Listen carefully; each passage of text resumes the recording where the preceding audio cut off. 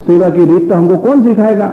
और फिर चरित्र में पढ़ लें कि वैष्णव के घर में महाप्रभु जी पधारे और वहां पे सेवा करके सेवा की रीत सिखाए, तो वैष्णव भी फिर आग्रह करते हैं कि जैसे आप पधारो, आप श्रृंगार करो और आप हमको बताओ कैसे सेवा करनी। लेकिन आज के बालक ऐसा कुछ नहीं करते हैं, तभी पीछे से वैष्णव को लगता है कि देखो हमको तो कोई रीत बताई नहीं। और इसीलिए कई बार वैष्णव को यूं होता है कि अपना पुष्टि मार्ग डाउन पोजीशन में क्यों है, ये आगे क्यों नहीं बढ़ रहा है। अन्य सारे संप्रदाय में, अन्य सारे धर्मों के अंदर लोग कितनी सारी भीड़ इकट्ठी हो रही है, लेकिन पुष्टि मार्ग के अंदर इतना पीछे बैकवर्ड क्यों है, गुरु लोग कर क्या रहे हैं। तो उसका एक जवाब तो श्री महाप्रभु जी ने बढ़िया अपने को दे दिया है पुष्टि प्रवाह मर्यादा भेद ग्रंथ के अंदर। पुष्टि प्रवाह मर्यादा भेद ग्रंथ के अंदर श्री महाप्रभु जी अपने को बता रहे हैं कि भाई पुष्टि मार्ग के अंदर सारे के सारे वैष्णव समर्पित नहीं है। ये बात कहनी पड़ेगी, क्यों? क्योंकि कई वैष्णव आप में से केवल मिश्री भोग भर रहे हो और उसमें भी 8 कटोरी नहीं भर रहे हो। तो पुष्टि मार्ग के अंदर पुष्टि जीव भी हैं, मर्यादा जीव भी हैं और प्रवाही जीव भी हैं। और आज लगभग 90% ये समझ लो कि प्रवाही पुष्टि प्रवाही जीव हैं। भूतल के अंदर कई ऐसे इस 500 वर्ष के क्रम के अंदर भूतल में ऐसे कई वैष्णव आए जो समर्पित लेके ही जीवन का निर्वाह करते थे। लेकिन आज की दशा बिल्कुल विपरीत है। आज वैष्णव समर्पित से निर्वाह नहीं कर रहे हैं, प्रभु को साक्षात सर्व चीज भोग धर के निर्वाह नहीं कर रहे हैं, और जिसकी वजह से मन बुद्धि चित्त अहंकार बिगड़ते जा रहे हैं। यदि कोई वैष्णव से मैं पूछूं कि खरगोन के अंदर कितने साधक हैं, तो जवाब में ये मिलेगा कि साधक तो मालूम नहीं है। क्यों? क्योंकि सबकी व्यक्तिगत सेवा है। घर घर में जाके हम तो देख नहीं पाते हैं कि किसकी कितनी सेवा चल रही है। हाँ, आप यदि पूछो तो हम घर बता सकते हैं कि वैष्णव के घर कितने हैं, तो उसमें जो पुत्र पुत्रियां हैं वो वैष्णवता उनके अंदर कितनी है ये हमको नहीं पता है। तो सेवा की रीत में यदि आपको लगे कि सेवा की रीत आपको नहीं आती है और उसके कारण से उसके आधार पर यदि आप सेवा नहीं करो तो ये बराबर योग्य नहीं है। उसके लिए आपको क्या करना पड़ेगा? कोई वल्लभ कुल के बालक पधारे तो उनसे सेवा की रीत समझो, या कोई वैष्णव अपने ही गांव के अंदर कोई परम भगवती वैष्णव हो तो उसके पास अपन विवेक बुद्धि से जाके उनसे सेवा की रीत सीखें। वैसे देखने जाओ तो आजकल तो पहले के मुकाबले अब तो सेवा की रीत की पुस्तकें बहुत सुंदर सुंदर मिलने लगी हैं कि जिनके आधार पर एक बार वैष्णव अपना सेवा का क्रम तो चालू कर ही सकता है। और शायद इसी वजह से एक प्रेरणा हुई मेरे मन के अंदर कि जब भी मैं अपने वैष्णव, जो भी वैष्णव मेरे पास आके ठाकुर जी पुष्ट करा के देते हैं, तो उनको कई चीजें मैं लिख के भी देता हूं कि भाई आपके ठाकुर जी का पाठोत्सव कौन सी तिथि के दिन रहेगा, आपको अपने ठाकुर जी का पाठोत्सव कब मनाना है, कैसे मनाना है, ये प्रकार होता है। भोगों के प्रकार उसके अंदर लिखे होते हैं, कौन कौन सी आज्ञाएं ठाकुर जी को पुष्ट कराते समय दी गई, और सेवा के अंदर कौन कौन सी बारीक चीजों के ऊपर ध्यान देना है आपको। और उसके अलावा वो लेटर पेड भी होता है, तो उसके बाद अंत में ये भी कह देते हैं कि भाई कौन सी सेवा की विधि की पुस्तक देख के आप सेवा करोगे कि जिससे मैं चला जाऊं तो उसके बाद वो पुस्तक का आधार रहे और उसके आधार पर आप सेवा करो। या कीर्तन की कोई पुस्तक देख के आप कीर्तन करो ठाकुर जी के। और उसके बाद भी यदि आपको कोई सेवा में समझ नहीं आती है, कोई अड़चन आती है, तो आप मेरे से पत्र व्यवहार कर सकते हो, आप फोन के द्वारा पूछ सकते हो, या रूबरू में कभी मैं आऊं या आप आओ वहां पर तो आप पूछ सकते हो। अर्थात एक बार ठाकुर जी पुष्ट करके आपके माथे पे पधरा दिए, उसके बाद हमारी और आपकी सतत पत्र व्यवहार या फोन के व्यवहार चलते रहने चाहिए। पिछले साल मैंने लगभग 6 वैष्णव के ठाकुर जी पुष्ट किए थे, उसकी नोंद मैंने मेरे अपने अनुभव के अंदर करी है। वो अभी तक 6 वैष्णव मेरे सामने नहीं आए अभी तक। उन्होंने अभी तक मुझे ये नहीं बताया कि उनके घर में सेवा कैसे चल रही है। तो मैं चाहूंगा कि वो जो 6 वैष्णव जिन्होंने मेरे से पिछली बार ठाकुर जी पुष्ट कराए थे, वो कृपा एक एक करके आवे और जरा बतावे से कि उन्होंने वो पुस्तकें ली कि नहीं ली, कीर्तन करने में उनको आनंद आ रहा है कि नहीं आ रहा है, कहीं सेवा में कहीं गड़बड़ी तो नहीं चल रही है, अड़चन तो नहीं आ रही है। तो वो आप पूछ सकते हो। आपके और हमारे जो व्यवहार हैं वो केवल अलौकिक व्यवहार है, लौकिक व्यवहार से हम लोग एक दूसरे से नहीं मिल रहे हैं। सेवा करनी आती है कि नहीं, उसके लिए कुछ मापदंड है। एक वैष्णव की यदि अपने को तपास करनी हो, परीक्षा लेनी हो, तो उसके लिए कुछ मापदंड है। सबसे पहला, लेकिन एक बात है कि इसके आधार पर किसी की परीक्षा मत लेना आप, नहीं तो फिर क्या उसमें भी आपको दोष लगेंगे कि उसको तो ये आती नहीं है, तो दोष बुद्धि आप में आएगी। दोष बुद्धि कब आएगी? आप दोष देखोगे अपनी बुद्धि को। ये गुणगान की बात क्यों की जाती है? यह वृत्तासुर ने भी कहा ना कि मेरा मन स्मरण करे आपके गुणों का। अपनी बुद्धि सच पूछो तो गुण ग्राहिका ज्यादा बननी चाहिए, दोष ग्राहिका नहीं बननी चाहिए। दोषों के ज्यादा विचार करोगे ना तो आपकी बुद्धि दोष वाली बनेगी, और गुणों के ज्यादा विचार करोगे तो आपकी बुद्धि गुण वाली बनेगी। अब ये सोचना आपका काम है कि सारे दिन हम सामने वालों के दोषों को ही देखते रहें जिससे हमारी बुद्धि दोष वाली बने, या हम सारे वैष्णव के गुणों के ही दर्शन सारे वक्त करते रहें जिससे हमारी गुणी बुद्धि बने। हमेशा अच्छी अच्छी चीजें ले लो जीवन के अंदर और खराब दोस्तों के ऊपर विचार मत करो। आपको अच्छी चीजें करनी लेनी हो, अच्छी चीजें लेके आपको अपने जीवन में उसका अनुकरण करना है। तो 4 मापदंड में सबसे पहला मापदंड कि जो वैष्णव को सेवा करने की रीत आती है कि नहीं, उससे पहला मापदंड यह है कि उस वैष्णव को पोतना करना आता है कि नहीं आता है। दूसरा मापदंड यह है कि उसको पान की बीड़ी बनानी बराबर आती है कि नहीं आती है। तीसरा मापदंड कि उसको फूल की माला सिद्ध करनी आती है या नहीं आती है।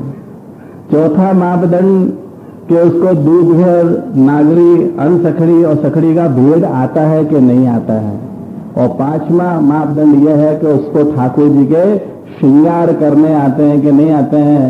यदि 5 में से एक आध भी गड़बड़ है तो समझ जाओ उसको सेवा की रीत नहीं आती है। सबसे पहले पोतना करने की रीत, और वो पोतना करने की रीत तो अपने को सीखनी चाहिए, क्योंकि कई बार जब तक प्रैक्टिकल अपन देखे नहीं उस चीज को कि पोतना कैसे किया था पुस्ती मार के अंदर तो वैसे प्रैक्टिकल में कभी आपको पोतना करना पड़े तो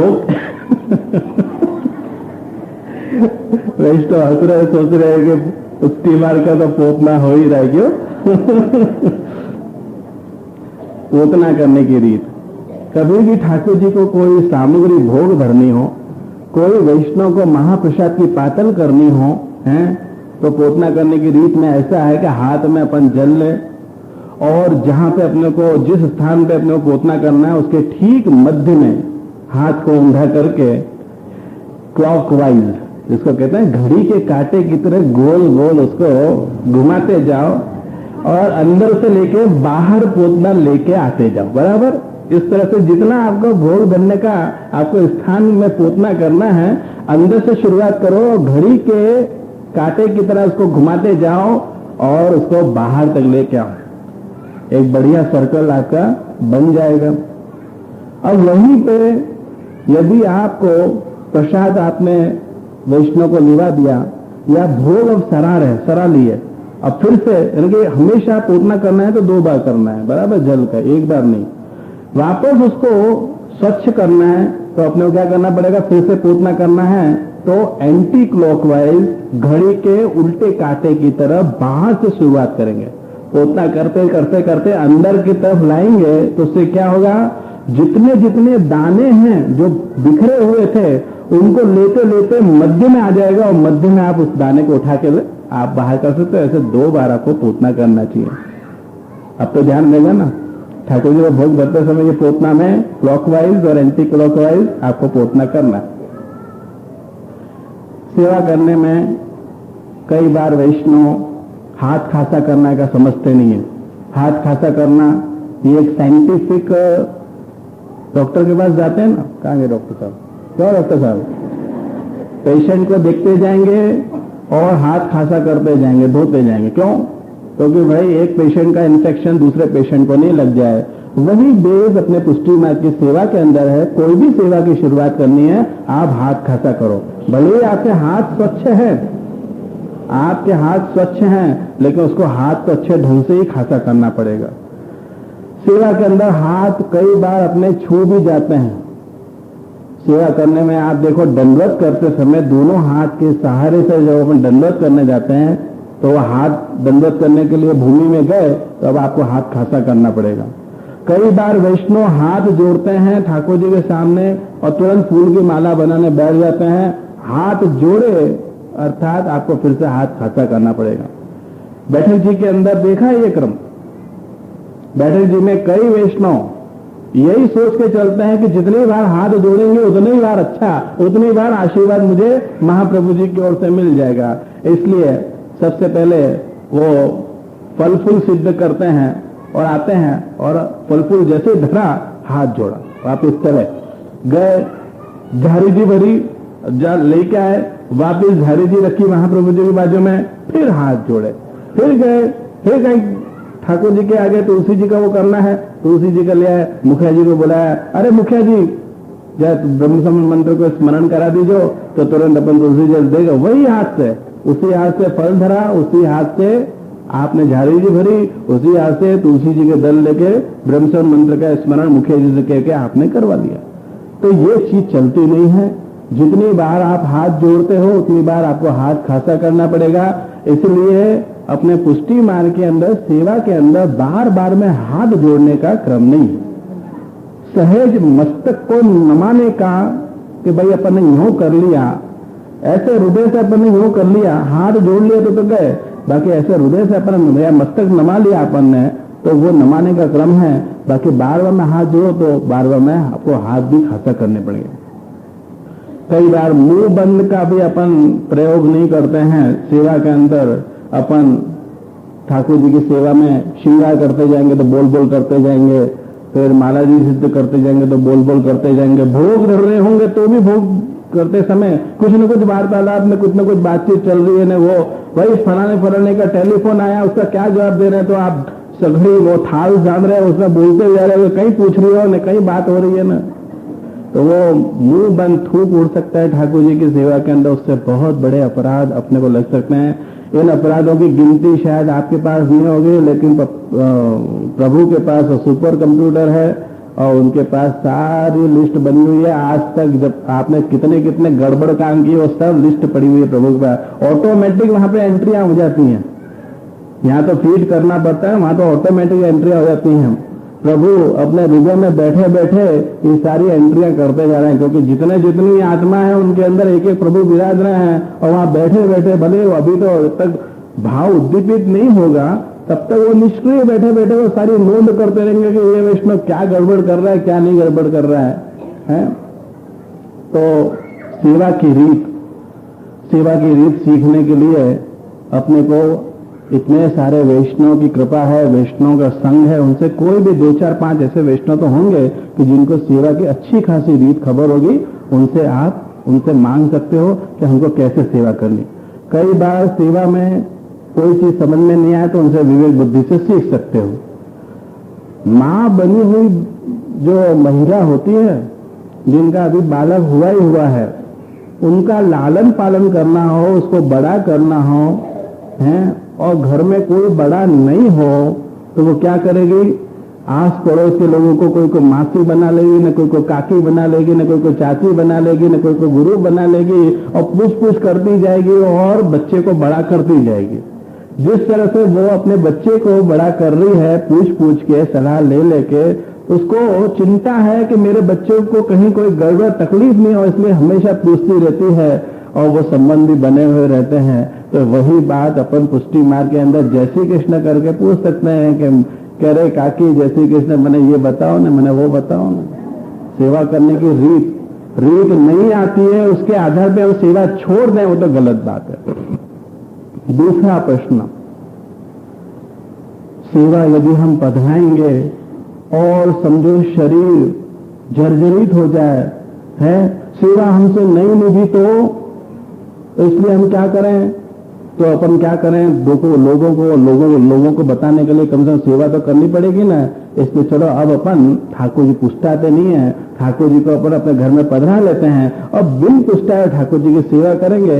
ठाकुर जी तो है ही नहीं है बिन पुछताए ठाकुर जी, इसलिए लोगों को दिखाने के लिए अपन सेवा तो करते रहेंगे, आरतियां भी करेंगे, श्रृंगार भी करेंगे, भोग भी देंगे। सारी जिंदगी आप सेवा करते जा रहे हो, उनको ठाकुर जी मानते जा रहे हो, और जब बाहर गांव जाना है तो उनको कबाड़ में बंद करके 8-10 दिन के लिए भी जा रहे हो, और बाजू में खूब बड़ी मिश्री का भगोना रख के भी जा रहे हो, और वापस आके फिर से द्वार खोल के उनकी सेवा भी करना शुरू कर रहे हो। याद रखें, शायद पिछली बार इस बात की चर्चा हुई थी कि वो ठाकुर जी है ही नहीं। अरे जहां पे ठाकुर जी है ही नहीं उसके अंदर, तो उसकी सेवा कैसी और उसका फल कैसा? तो ये सोच के कि हम अशक्तिमान बन जाएंगे भविष्य में और सेवा हमसे नहीं निभेगी, हम सेवा हम फिर कैसे पधराए, तो वो गलत बात है। विवाह होने के बाद ससुराल में मैं जाऊंगी, और यदि मेरे धनी की, मेरे ससुर की, मेरे सास की, मेरे जितने भी कुटुंबी हैं कि मेरे से सेवा नहीं निभी, तो ये सोचोगे कि आप शादी करने से पहले क्या कहोगे? अरे एक बार शादी कर लो, वहां पहुंच जाएंगे, अपने आप ऑटोमेटिक वो रीत जो सिखाएंगे उस रीत के हिसाब से करते चले जाएंगे। इसमें क्या बात है? शादी को टालते नहीं हो, शादी करनी है। तो उसी तरह ब्रह्मसमाज दीक्षा मिली, शादी हुई और आपको सेवा करनी है, ठाकुर जी कराएंगे। स्वयं एव करिष्यति। आप क्या करोगे सेवा? आपके हाथों की शक्ति, आंखों की शक्ति, कानों की शक्ति, बुद्धि की शक्ति, पैरों की शक्ति, पूरे शरीर की शक्ति जो भी है ठाकुर जी के द्वारा दी गई है। ठाकुर जी को जितनी सेवा लेनी होगी उतनी सेवा लेंगे, उसकी आप चिंता मत करो। भले थोड़ी सेवा करो, आपका शरीर नहीं चलता है ना, 10 मिनट की सेवा करो, गुंजा माला की सेवा करो, मिश्री भोग की सेवा करो, और उसके लिए विशेष रूप से वल्लभ गुरु की आज्ञा ले लो कि मेरे से इतनी ही सेवा निभेगी। तो बालक भी इतने सीधे साधे भोले भाले कि तुरंत के तुरंत आपको आज्ञा दे देंगे। और यदि मेरे जैसा बड़ा बालक यदि आपको आज्ञा नहीं दे, तो मेरे लालन आ रहे हैं अभी कल, और लालन से आज्ञा ले लेना, तो वो वल्लभ को छोटे हो या बड़े हो सब में वल्लभ ही हैं, वो कह देंगे हाँ तो ऐसे कर, तो बस हो गई आज्ञा। तो सेवा के अंदर आप ये सोच के कि हमसे सेवा नहीं निभेगी, हम सेवा नहीं करें, तो इस आधार पर सेवा छोड़ नहीं दें, अपना कर्तव्य का पालन करना बंद नहीं कर दें। तीसरा प्रश्न, हमारे पास क्या है? जगह का बहुत ज्यादा संकोच है। घर में इतने सारे लोग हैं, परिवार वाले, कि हमारे सबके रूम इतने सारे बटे हुए हैं कि ठाकुर जी को पधराने के लिए जगह ही नहीं है ना? जगह का संकोच। और जितना बड़ा शहर हो, जितना बड़ा देश हो, वहां पे जरा ज्यादा ही जगह का संकोच। खुद के लिए बढ़िया से बढ़िया बेडरूम होगा, डाइनिंग टेबल का स्थान होगा, किचन का स्थान होगा, और ठाकुर जी के लिए छोटा सा कबाट होगा, रूम जैसा कुछ भी नहीं होगा।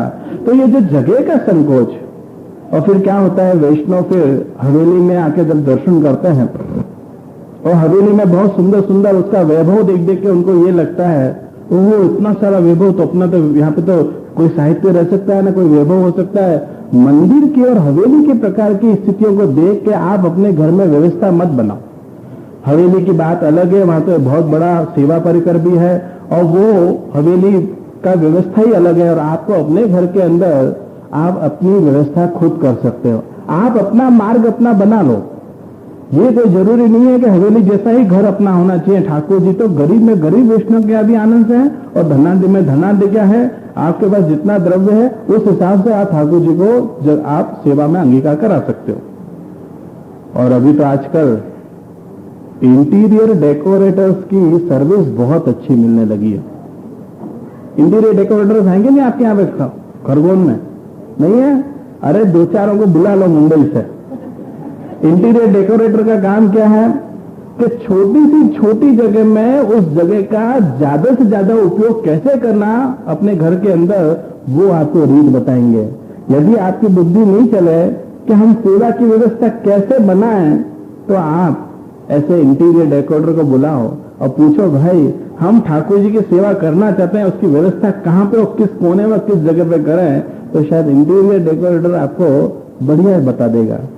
मेरे को बुला लेना, मैं पुष्टि मार्गी इंटीरियर डेकोरेटर हूं सेवा के मामले में।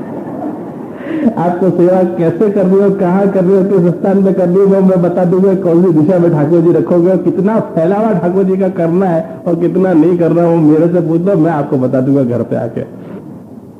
और शायद ठाकुर जी की सेवा चल रही है कि नहीं चल रही है, पधरावनी का क्रम क्या होता है, सब में भाव यही है कि आप हमारे घर में पधारे हैं तो हमारे ठाकुर जी की सेवा का खंड जो है वो देखें, हमारे यहाँ पे पुस्तकें कौन कौन सी पड़ी हुई हैं, वो पुस्तकों सत्संग हम कर रहे हैं कि नहीं कर रहे हैं उस पर दृष्टि हो जाए तो सेवा करने का और सत्संग करने का एक आनंद ही अलग हो जाए। तो यदि जगह के आधार पर यदि आपको संकोच हो जाए, देखो ये कितनी बड़ी कृपा टीकाकारों ने अपने पे करी है कि वैष्णव के सारे भावों को समझ के ये सारे प्रश्न टीकाओं में लिखे हैं कि जगह का संकोच है, हमको सेवा करने में शरीर का शक्ति का संकोच है, या हमको सेवा की रीत नहीं खबर, ये सारे प्रश्न टीकाकारों ने किए हैं। मैं अपने जेब में से कुछ नहीं दे रहा हूं। चौथा प्रश्न यह है कि महंगाई बहुत बढ़ गई है और पुष्टिमान में सब चीजों को खरीदना और एक एक चीजों को बसाने में बहुत उन्हें महंगा पड़ रहा है, हमको द्रव्य का बहुत ज्यादा संकोच है। तो द्रव्य का संकोच हो तो मुझसे सेवा कैसे होगी? आज गुंजा माला लेने जानी हो तो भी आप 10 रुपया जब तक नहीं दोगे तब तक आपको एक छोटी सी गुंजा माला नहीं मिलेगी। एक कंठी लेने जाओगे तो वो 2 रुपए 3 रुपए से कम की एक कंठी अपने को नहीं देगा। अच्छी क्वालिटी के लेने जाओ तो बहुत ज्यादा महंगाई हो गई है, द्रव्य का बहुत ज्यादा संकोच है, कैसे सेवा करेंगे? तो द्रव्य के संकोच में भी मैं आपको एकदम स्पष्ट बात बता दूं कि आपकी जो भी कमाई है ना, जितनी कमाई, जैसे 100 रुपए की आपकी कमाई, मैं ये कह रहा हूं कि उसमें से आप 1 रुपया ठाकुर जी के लिए निकाल दो, 2 रुपया ठाकुर जी के लिए निकालो, 1 या 2%। आप सोचो कि आपने वो कमाया ही नहीं। 100 रुपए में से यदि 1 या 2 रुपए निकल गए तो भी आपको 99 रुपए तो आपको अपने खर्च के लिए मिलेंगे। उस 1 रुपए से आप ठाकुर जी के श्रृंगार, ठाकुर जी के वस्त्र, जिसके ऊपर खर्च करने का अपना मन नहीं होता हो, ठाकुर जी के साहित्य, या विशेष रूप से जैसे अभी श्रावण महीना चल रहा है, हिंडोला करने का अपने को उत्सुकता नहीं है, द्रव्य का संकोच है, तो वो 1-1 रुपये बचाया हुआ होगा। यानी 1 रुपये का मतलब ये है यदि 100 रुपये आप कमा रहे हो तो 1 रुपया, यदि आप 10,000 कमा रहे हो तो 100 रुपया, और लाख कमा रहे हो तो 1000 रुपया।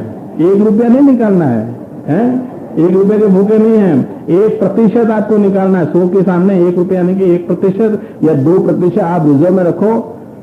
देखो आप जो भी ठाकुर जी को भोग धरोगे तो वो कोई ठाकुर जी के लिए कोई खर्चा नहीं कर रहे हो आप, तो वो तो प्रसाद के रूप में आपके पेट में ही जाने वाला है। ठाकुर जी के लिए क्या किया विशेष रूप से? ये जो 1% या 2% आपका होगा, जैसे जहां से भी आपकी आवक आई वो निकाल कर अलग से कवर बना दिया। ये मत सोचना कि मैं पहले पूरे रुपए खर्च करके उसमें से बचाऊंगा, और बचाऊंगा वो चीज, वो बचने वाला नहीं है। रुपए बचाने के सोचोगे तो बचने वाला नहीं है। जब भी आए कि यहाँ पे आज पगार आ गई या आज ये प्रॉफिट आ गया, तो प्रॉफिट के जैसे ही पैसे की थप्पियां लगी उसमें से निकाल दी। उससे आप वो चीज करो जो आपके उपयोग में नहीं आवे। श्रृंगार, वस्त्र, साहित्य, चांदी की वस्तुएं, लकड़े की काष्ठ की वस्तुएं, या विशेष मनोरथ की सजावट वगैरह जो भी अपने को करनी है, तो मेरे ख्याल से गरीब में गरीब वैष्णव भी ये परसेंटेज वाइज कमाई में से 1 या 2% निकाल देगा तो उतनी कमाई नहीं हुई तो उससे उसको कोई फर्क नहीं पड़ने वाला है। फिर भी 99 रुपए तो फिर भी आपके हाथ में, और उसका उपयोग आप अपने जीवन के अंदर कर सकते हो। ऐसा यदि आपने हर महीने 10,000 की कमाई आपकी है और उसमें 100 रुपए आपने बचाए, तो आप पूरे बरस में 1200 रुपए बचा लोगे, और 1200 रुपए के सामने अच्छे से अच्छे थोड़े थोड़े श्रृंगार भी आप बसाते जाओगे तो 5 साल में, 10 साल में आपके सारे श्रृंगार तैयार हो जाएंगे। फिर आपको महंगाई नड़ेगी नहीं, आपको मालूम ही नहीं पड़ेगा। लेकिन इतना याद रखें कि वो जो द्रव्य आप इकट्ठा करोगे ना, बहुत बड़ी रकम नहीं कर लेना। जैसी थोड़ी सी रकम बड़ी हो जाए तुरंत खर्च कर देना। क्यों? क्योंकि फिर क्या होगा, जैसे ही 5 या 10,000 हुए और आपने जो खर्चा नहीं किया तो आप वो पैसा अपने काम में ले लोगे। कभी कोई ऐसी दिक्कत आ गई तो आप क्या कहोगे, अभी मैं 5,000 ले लेता हूं और लिख लेता हूं और बाद में कल वापस जमा कर दूंगा, तो वो जमा नहीं होने वाला है। इसलिए ज्यादा रुपए भी जमा मत करना, क्योंकि श्री गुसाई जी के समय में 56 भोग हुए, तो 56 भोग कब हुए, बहुत ज्यादा द्रव्य इकट्ठा हो गया श्री गुसाई जी के उसमें भंडार में। तब उन्होंने सोचा कि द्रव्य को करें क्या, खर्च करो, खर्च करो, यानी ठाकुर जी में उसका विनियोग करो। तो 56 भोग की शुरुआत वहां से हुई कि खूब द्रव्य इकट्ठा हो गया, उसका 56 भोग कर दिया, ठाकुर जी में विनियोग कर दो, इकट्ठा मत करो। द्रव्य का इकट्ठा करने का जो संग्रह करने का जो भाव था वो उनके जीवन में नहीं था। इसलिए जीवन में द्रव्य का जो संकोच है वो इस तरह से संकोच को आप मिटा सकते हो। और वैसे भी जैसे जैसे भाव बढ़ेगा आप उतना परसेंटेज भी बढ़ा सकते हो। ठीक है। 5वां प्रश्न कि अभी काम बहुत ज्यादा बढ़ गए हैं, इतने काम बढ़ गए हैं कि हमारे पास समय ही नहीं है सेवा में पहुंचे हम। दुकान के काम, मकान के काम, जो ये तो अभी श्रावण महीना है ना, सब ठंडा मामला है ना, इसलिए सब कथा में इतना दिख भी रहे हैं। बाकी तो आप देखो तो कोई यहां पे दिखेगा नहीं, समय नहीं है हमारे पास। तो समय का संकोच, तो फिर वापिस वही बात आएगी कि समय को चोरना पड़ेगा। आधा घंटा सुबह का, आधा घंटा शाम का, आप 24 घंटे को 25 घंटे का बना सकते हो। समय जो है वो कभी भी मिलने वाला नहीं है। समय तो आपको बनाना पड़ेगा। आपको अपने जीवन के अंदर ऐसी व्यवस्था बनानी पड़ेगी जिसमें आपको समय निकालना पड़ेगा ठाकुर जी के लिए। महाप्रभु जी कह रहे हैं कि 24 घंटे भगवत सेवा कर, है उसमें से समय निकाल के कर्तव्य के रूप में थोड़ा सा समय लौकिक में दे। हमने ऊंधा कर दिया, 24 घंटे लौकिक बना दिया, उसमें से मुश्किल से थोड़ा सा समय निकाल के धर्म कर्म अपन करेंगे। एक वैष्णव ऐसी कि उसने आके विनंती करी कि पहले तो हम लोग ज्वाइंट फैमिली में रहते थे, साथ साथ में सबके संग रहते थे, हमारी सासू माँ और सब हम लोग साथ साथ में सेवा करते थे। पर अब जब से मैं अलग हुई हूं तो अब ये स्थिति है कि जब तक सुबह के 9 नहीं बज जाते हैं और जब तक मेरे धनी ऑफिस के, मुंबई का प्रसंग है कि ऑफिस के लिए निकल नहीं जाए, बच्चों को भी स्कूल भेजना पड़ता है, तो अपरस में रहेंगे तो कैसे होगा। इसलिए हम लोग पहले क्या करते हैं कि बच्चों का काम पहले पूरा करते हैं, धनी को भी है टिफिन विफिन बना के जो देना है वो दे देते हैं। अब जे 9 बजे क्या मंगला हो सकते हैं क्या? 9 बजे के बाद ठाकुर जी की सेवा हो सकती है? तो जवाब दिया हाँ, क्यों नहीं हो सकती है। 9 बजे भी हो सकती है, 10 बजे भी हो सकती है, पर तू सेवा में से छटकबाजी मत कर, तू भाग मत, तू सेवा कर। 9 बजे तेरे को जमता है, 9 बजे का 10 बजे जमता है, 10 बजे से ये सोच के तेरे मंगला हो रहे हैं ठाकुर जी के।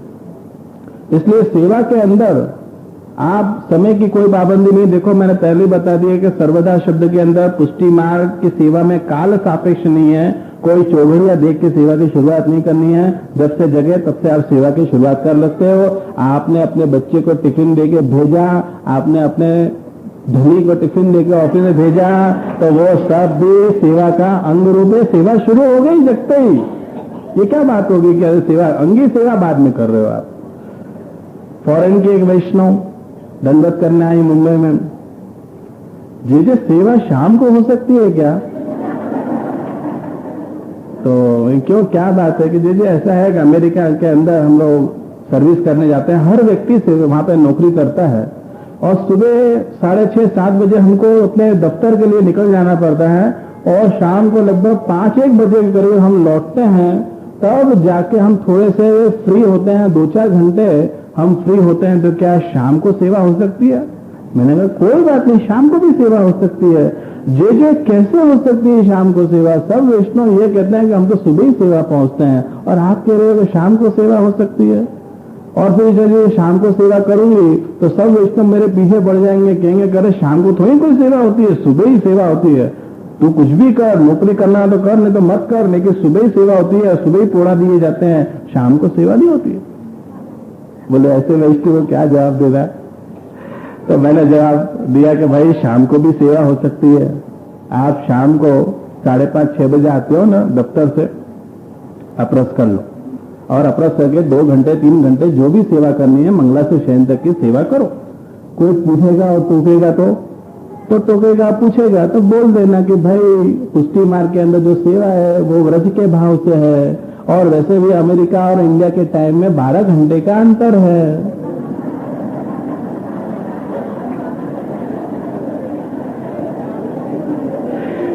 शाम को 6 बजे आप सेवा करना शुरू करो तो समझ जाओ कि मैं ब्रज में बैठी हुई हूँ, सुबह इंडिया के 6 बज रहे हैं और 6 बजे सुबह की सेवा हो गई ना ठाकुर जी की सेवा।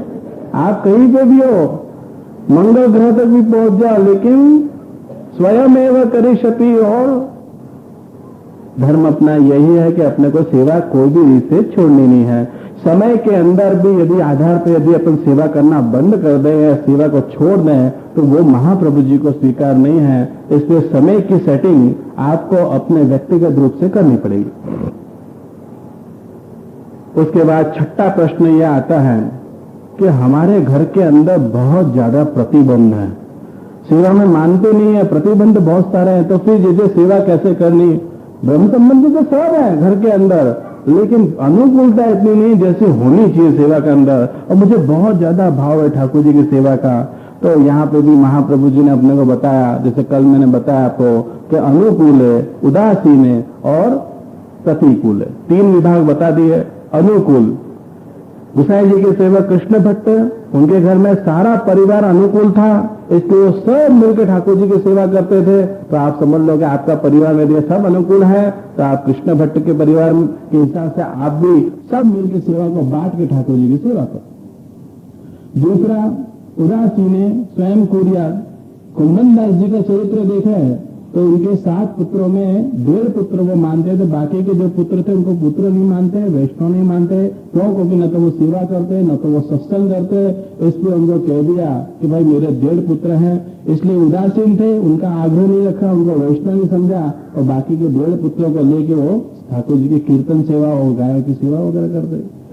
तीसरा, प्रतिकूल है गृहम के देत, तो उसके लिए सिंहनन के पति पत्नी का दृष्टांत देख लो कि उनके माँ बाप को सेवा पसंद नहीं थी, तो उन्होंने माँ बाप का घर छोड़ दिया, अन्यत्र आगरा में जाके बसे और वहां ठाकुर जी की सेवा करी। तो ये अनुकूल हो, क्योंकि ये 3 परिस्थितियां हो सकती हैं अपने जीवन के अंदर किसी भी वैष्णव की, चाहे वो अनुकूलता हो या उदासीनता हो या प्रतिकूलता हो, तीनों ही स्थितियों के अंदर आप अपनी सेवा का क्रम बना सकते हो।